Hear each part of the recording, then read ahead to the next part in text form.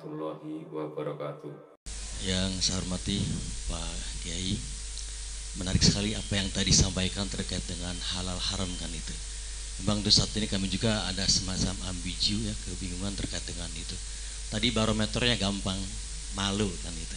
Kalau anak kecil, analoginya kalau anak kecil misalkan makan sambil berlari tidak malu, kalau orang tua mungkin malu. Nah terkait dengan itu bagaimana dengan kira-kira manfaat dan mudaratnya? Tadi Pak Kiai memberikan contoh dengan rokok gitu ya. Sebenarnya kan kira-kira apakah ada manfaat dan mudaratnya, itu juga sebagai standar untuk halal dan haram kan itu. Jadi kalau saya lihat dalam tulisan cangkang rokok tadi kan peringatannya dulu mah masih mending gitu ya, jantungan, impoten. Sekarang tingkatkan tuh menjadi membunuhmu kan gitu. Nah terkait dengan peringatan itu bagaimana Pak Kiai? Kemudian yang kedua kalau boleh, satu atau dua nih, terkait dengan madorot tuh berbahaya gitu ya maksudnya. Ya, mungkin banyak madorot tuh berbahaya mungkin, ya. Yang kedua dengan ciri-ciri sifat bagi Rasulullah SAW bahwa ruhama ubainhum itu kan, asyidda al kufar ruhama ubainhum. Nah saya kurang hafal itu, mohon penjelasan tentang hal itu. Terima kasih. Assalamualaikum warahmatullahi wabarakatuh. Waalaikumsalam. Kalau alasan mengharamkan sesuatu karena madarat berbahaya, ya kan gitu. Maka bapak-bapak kalau keluar rumah pakai baju hitam haram. Karena pengendara mobil seringkali nggak lihat orang pakai baju hitam tuh. Ya, main-main di jalan kereta juga haram. Betul nggak? Tukang bangunan yang tidak pakai safety, yang dicangkolin tuh pinggangnya tuh juga haram. Betul nggak? Akhirnya terlalu banyak, tak terhingga barang yang haram nih.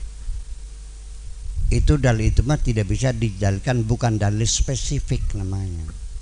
Kalau babi ada hurimat alaikum al-maitatu wadamu walahmul khinzir, ada lahmul khinzir. Itu juga jadi masalah. Yang haram itu dagingnya, kalau minyaknya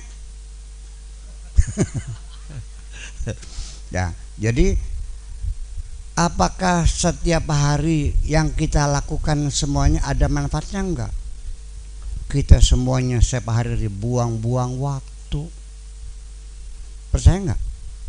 So kita hitung 24 jam berapa menit yang bermanfaat. Berarti kita haram semua. Ya syukur kalau ngerasa dosa mah bagus. Iya, jadi mengharamkan sesuatu itu jangan pakai dalil umum dong. Betul nggak? Di sana perempuan keluar rumah haram, nyupir mobil haram. Apa mudaratnya? Iya kan? Nah itu, jadi jangan by selera, jangan berdasarkan selera kita. Ada landasannya. Saya tidak menginginkan orang beragama Islam merasa terbelenggu. Nah sekarang kembali secara filsafat saja, secara filosofis saja, al-hikmah ya, qaulun hakim. Haram itu bahasa Arab ya, ya kan? Bahasa Arab haram tuh. Bahasa Indonesianya apa? Enggak juga. Kalau tidak boleh kan al-man'u, mana'a, hajaza, hadara, banyak mana bapak tidak boleh melarang. Kalau Masjidil Haram masjid apa?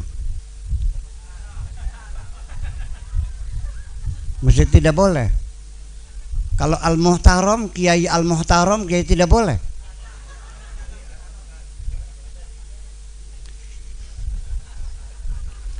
Istri Al-Harim berarti nggak boleh juga.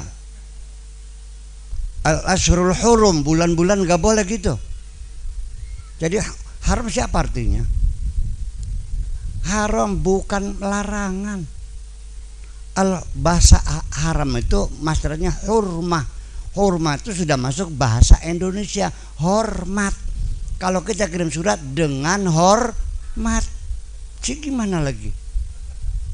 Jadi ketika Allah melarang ini, supaya kita paham betapa hebatnya Allah.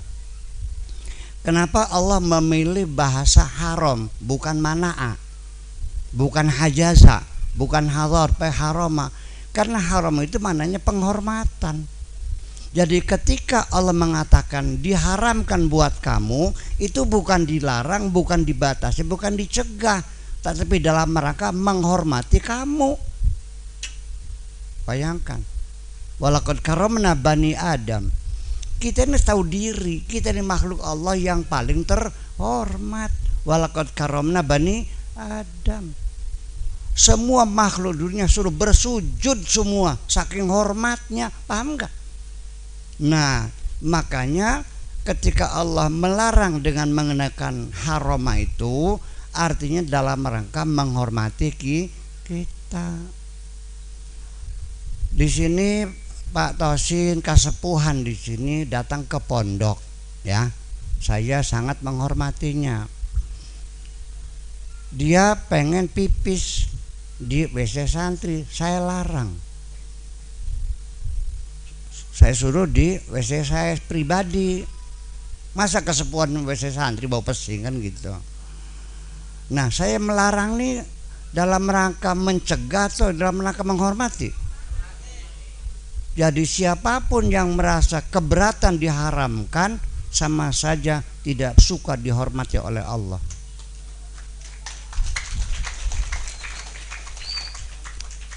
Bapak Jokowi naik mobil di saat ada gadis cantik banget, lucu, anak kecil gitu. Dia gregetan pengen nyium. "Pir, turun dulu." "Pak, sorry," kata ajudannya. Langsung sepir. Berbahaya kalau ditembak orang gimana? Betul nggak? Semakin kita kedudukan tinggi, apalagi itu duduk saja diatur, betul nggak? Duduk itu nggak boleh sembarangan tuh, di sini duduknya. Jadi artinya kalau Anda ingin jadi orang terhormat, siap tunduk dengan undang-undang protokoler dalam rangka menjaga penghormatanmu. Makasih, gitu aja. Iya. Makanya jadi kita mesti tahu filosofisnya gitu. Allah itu hebat. Nah, itu haknya Allah karena Allah yang bikin. Allah yang menentukan innaka tu'izzu man tasya wa tudhillu man tasya. Allah bisa menghormati siapapun yang dikehendakinya. Allah bisa menghinakan siapapun. Kan begitu. Nah, itulah makanya kita kembali lagi bahwa persoalan haram dan halal ini kita serahkan kepada Allah. Kalau tidak diharamkan ya nggak boleh dong. Memangnya punya siapa ini? Yang semuanya punya Allah. Jika berani-berani melarang, gimana lagi? Nah, itulah makanya. Kemudian yang kedua apa tadi seperti itu? Niku surat Al-Fatah ayat 29 Bu ya. Muhammadur Rasulullah walladzina ma'ahu asyiddau 'alal kuffar ruhama'u bainahum, kasih sayang sesama umat Islam. Sekarang orang Islam perang, kasih sayang enggak? Yaman hancur perang saudara, kasih sayang enggak?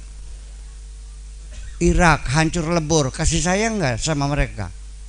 Syria juga, apa kasih sayang?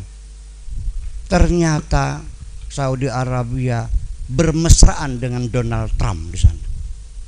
Gimana lagi? Yaman dikirimi bukan makanan, dikirimin bom. Mana ruhama ubainahumnya? Mana asyidda alal kufarnya? Kita tidak pernah membuktikannya kok. Ayo, betul enggak? Ya itulah persoalannya. Kita harus malu dalam kondisi macam ini. Kita harus malu bahwa kita tidak mengamalkan Al-Quran kok. Inna qaumi takhadhu hadzal qur'ana mahjura. Umatku sudah meninggalkan Al-Quran. Nah itu betul nggak? Ruhama nggak kita? Enggak, kafir beda. Untung di sini baru apa nembe wadan-wadanan ya. Iya, di sana udah bunuh-bunuhan. Kalau saling bunuh-membunuh, ruhama atau asyidda? Asyidda kok. Sesama Islam kejam-kejaman, sesama Eropa, sesama orang Amerika bermesra-mesraan kok. Betul nggak?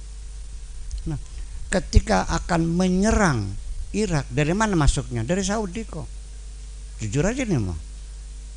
Dibuka situ pangkalan Amerika di situ, menghancurkan, lalu ditinggalkan.